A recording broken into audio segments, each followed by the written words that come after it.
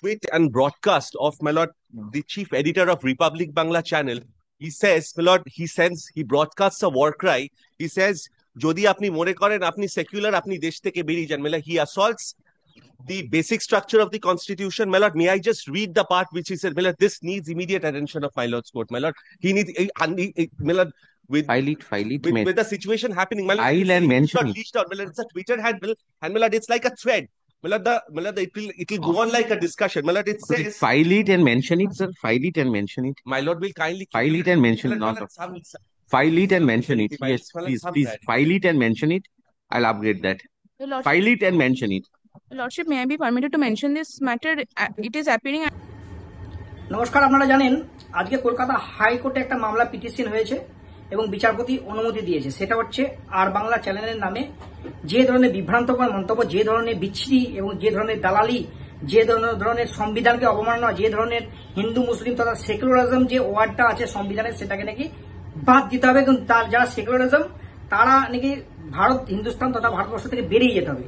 সেই কথাটা খুললাম গণতন্ত্রের চতুর্থ স্তম্ভকে অপমানিত করে এবং গণতন্ত্র চতুর্থ স্তম্ভের অবমাননা করে যে ওয়ার্ডটা উনি বলেছে, সংবিধানের অবমাননা করেছে এবং সংবিধানকে চেঞ্জ করে দিয়ে যে ধরনের কথা বলেছে ময়ূর রঞ্জন ঘোষ, আর বাংলার চিফ সাংবাদিক, ওনার একটা নির্লজ্জজনক ঘটনার মতো উনি খবরকে পরিবেশন করেন এবং তিনি একটা যাত্রাপালা রূপে তৈরি করেছেন। এই যে দালালি, এই যে হিন্দু মুসলিমের রাজনীতি, এই যে সংবিধানকে চেঞ্জ করে দেওয়ার রাজনীতি, এটা একটা পুরা দেশদ্রোহীওয়ালা কাজ এবং দেশ বিরোধী কথাবার্তা আজ গণতন্ত্রের চতুর্থ স্তম্ভ হয়ে যদি বলতে পারে, তার বিরুদ্ধে কি ব্যবস্থা নেওয়া উচিত? আইনের ব্যবস্থা নেওয়া উচিত। অতএব আমি আইনের দ্বারস্থ হয়েছি, কলকাতা হাইকোর্টের দ্বারস্থ হয়েছে। তার প্রতিবাদ তথা ভারতবর্ষের যে হিন্দু মুসলিমের যে সেকুলারিজম এবং হিন্দু মুসলিমের যে ভাইচারা, হিন্দু মুসলিমের যে মানে সংস্কৃতি, সেটাকে এবং বাংলা তথা বাংলার সংস্কৃতিকে অবমাননা করার যে প্রতিবাদে আমি আজকে কলকাতা হাইকোর্টে গিয়েছি। আপনারা জানেন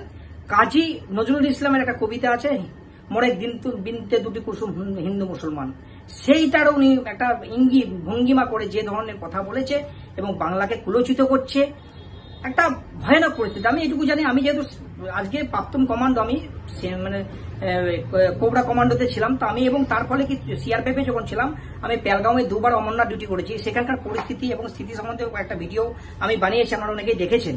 কিন্তু এই যে পরিস্থিতি, যে মিথ্যাচার, যে মিথ্যা এবং সংবিধানের অপমান করা এবং মানুষকে খিল্লি করা এবং মানে যেটা বলা উচিত নয়, সংবিধান মানে সংবাদ মাধ্যমকে অপমানিত করা, তার বিরুদ্ধে আমি আজকে কলকাতা হাইকোর্টে গিয়ে তার প্রতিবাদ করেছি।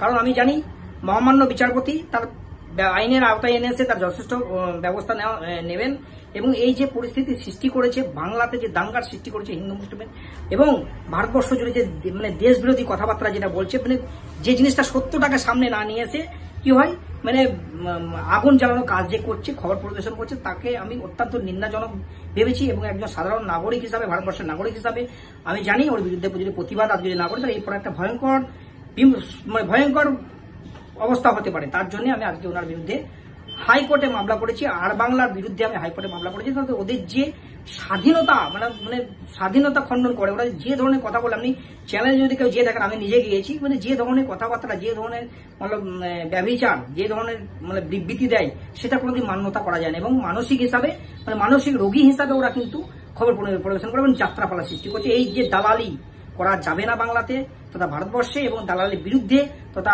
দেশ বিরোধীর বিরুদ্ধে তথা সংবিধানের বিরোধিতা করা, তার বিরুদ্ধে প্রতিবাদ করে হিন্দু মুসলিমের দাঙ্গা সৃষ্টি করা যে পরিবেশ যাতে সৃষ্টি নয়, বাংলা তথা ভারতবর্ষ সুস্থ থাকে, সেই জন্যই আমি কিন্তু আজকে মামলা কলকাতা হাইকোর্টে গিয়েছি। অতএব বিচারপতি আমি জানি আইনের আওতায় নিয়ে এসে সত্যটা সামনে নিয়ে এসে এবং তার বিরুদ্ধে ব্যবস্থা নেবে, এটাই আমি মনে করি। নমস্কার, ভালো থাকবেন।